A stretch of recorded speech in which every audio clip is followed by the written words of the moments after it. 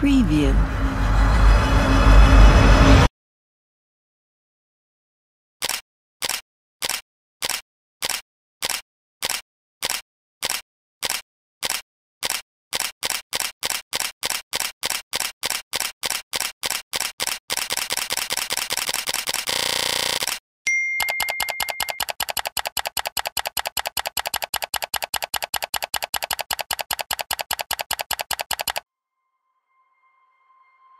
Propaganda-propaganda yang dipasang hanya untuk ajang cari perhatian para dewan-dewan, bukannya untuk menjadi media promosi bagi mereka, tapi menjadi sampah visual di kota-kota besar, khususnya kota Bandung.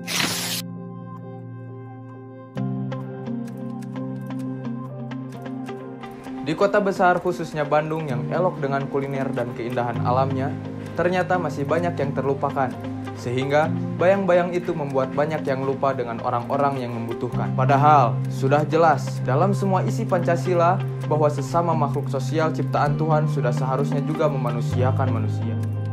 Kesenjangan sosial disebut juga sebagai ketimpangan sosial. Kita bisa menjumpai kesenjangan sosial di lingkungan sekitar. Misalnya, gaya hidup antara keluarga ekonomi atas atau kaya dengan keluarga ekonomi bawah atau miskin. Ataupun ketidaksamaan akses untuk memanfaatkan sumber daya yang terjadi dalam suatu masyarakat.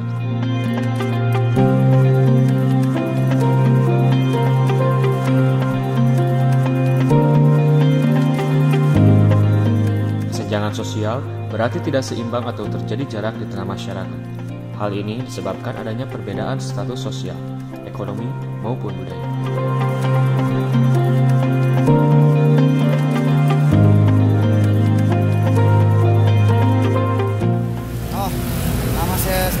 Irawan Chandra Wijoyo gitu ya. Lebih ke Jawa. Untuk umur saya sekarang 28. Pekerjaan lebih ke seniman gitu. Seniman. KTP juga terus pekerjaan seniman sih gitu. Ada lagi ya. Kalau tempat tinggal asli saya Depok. Cuman dari sini saya ngekos di belakang Gordon itu. Kalau untuk saya pribadi sih tiap hari mungkin dalam 1 bulan lebih banyak di sini. Gitu. Kalau misalkan yang pindah juga suka di Katamso ataupun Ciputra. 2019 COVID tuh. Ya, tuh. Ingat banget. Keluar dari kerjaan dikeluarin langsung ngamen. Kebetulan juga bisa musik sama bisa kabaret dulunya gitu. 2019 kalau bertanya tahu kenapa saya lebih milih di jalan gitu. Karena memang untuk saya pribadi yang sebagai tulang punggung juga gantiin ayah gitu. Setiap hari udah harus ada atau seminggu sekali harus ngirim ke orang tua. Sedangkan untuk bekerja juga kan mungkin sebulan sekali gitu. Kalau ngamen kita bisa seminggu sekali bisa ngasih gitu. Saya lebih memikirkan gimana orang tua lebih makan atau enggak daripada gengsi saya sendiri. Keadaan itu juga dapat dibenturkan dengan keadaan politik yang nyatanya tidak membantu meringankan ekonomi orang yang membutuhkan. Sebagai institusi negara, pemerintah diharuskan untuk peduli dan tidak memilih sebelah mata terhadap rakyatnya. Mau itu kelas bawah, menengah, ataupun kelas atas. Lebih mungkin dari pihak itu sih lebih ke Dinsos ya, Dinas Sosial. Sebenarnya juga kalau misalkan bantuan dari Dinsos ada. Saya juga nggak hilang-hilang ada. Cuman sekian juta bagi berapa orang ngamen di sini tetap aja hasilnya mecepalnya sewewang lagi. Mana cukup buat apa-apa. Sementara kita harus diberhentikan jangan ngamen. Ya sok modalin tapi nggak pernah ada modal.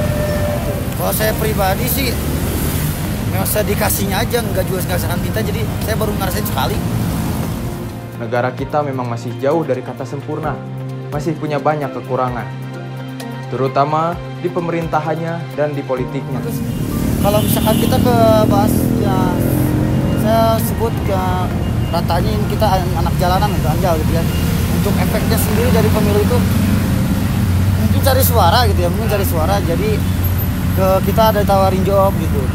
Cuman untuk ya intinya sih mengikat kita gitu. Sementara saya juga berbadan hukum di KPJ. Ada berbadan hukum. Lebih ke setiap kita ngamen di desa begini lebih kita promosiin si calonnya si presiden itu sama cawapres itu. Kita dikasih seragam kayak gitu biasanya.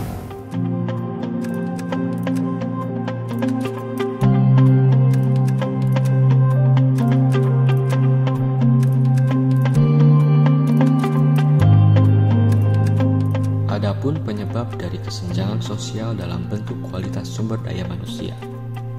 Jika suatu daerah dapat mengelola sumber daya manusia dengan baik, maka kualitas hidup dan perekonomian di wilayah tersebut akan berjalan lancar.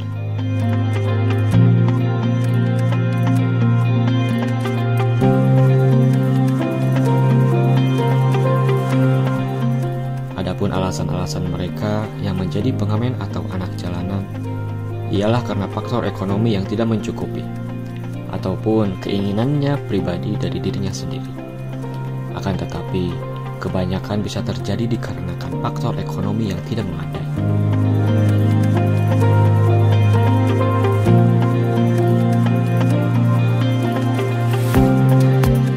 Dan bila mana ada yang digerakkan oleh keinginannya sendiri, mereka merasa nyaman dengan statusnya sebagai seniman jalanan.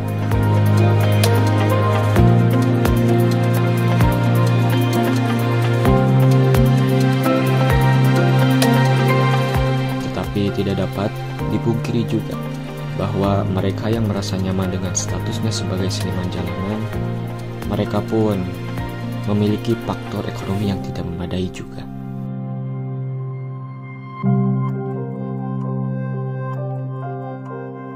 Tapi ternyata, dalam pesta demokrasi yang akan datang ini, kawan-kawan jalanan sering juga digunakan sebagai alat kampanye politik. Seperti salah satu contohnya ialah, mereka sering diberi uang untuk memilih caleg tersebut. Kadang-kadang, mereka juga mendapatkan paksaan supaya mereka bisa memilih caleg-caleg tersebut.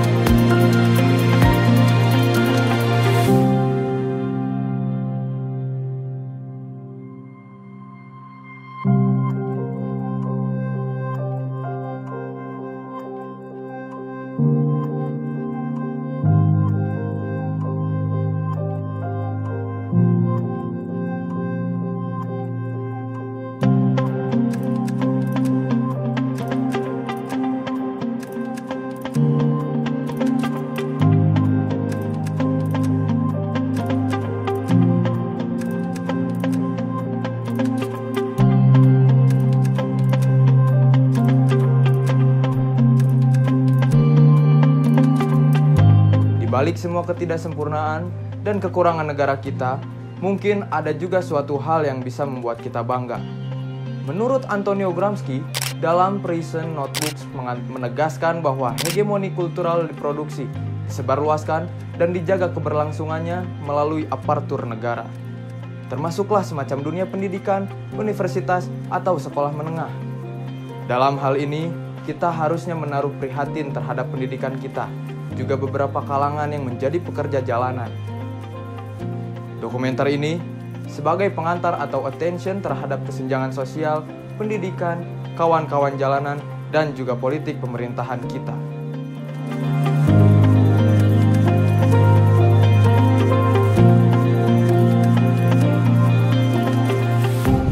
Jadi sekarang kita lagi ngapain? Kita lagi foto, nge-shoot video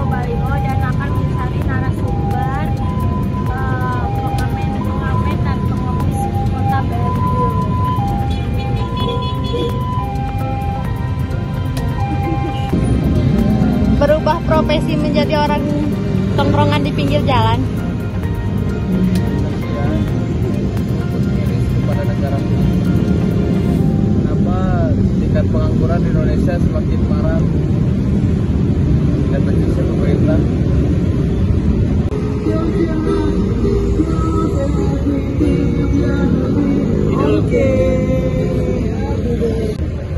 Bapak di sini sebagai apa? Produser dan juga editor. Oh, ya, terus? Ya produser mah mantau aja nih anak buah gimana kerjanya. Ntar editor mah nanti jam 9 malam ngeditnya sampai jam 9 pagi. Yakin? Yakin.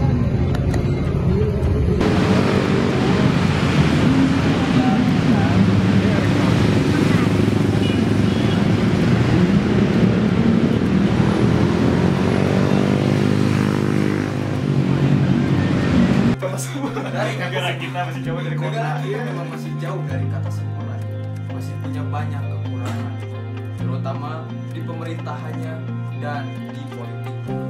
Tapi di balik semua ketidaksempurnaan dan kekurangan negara kita,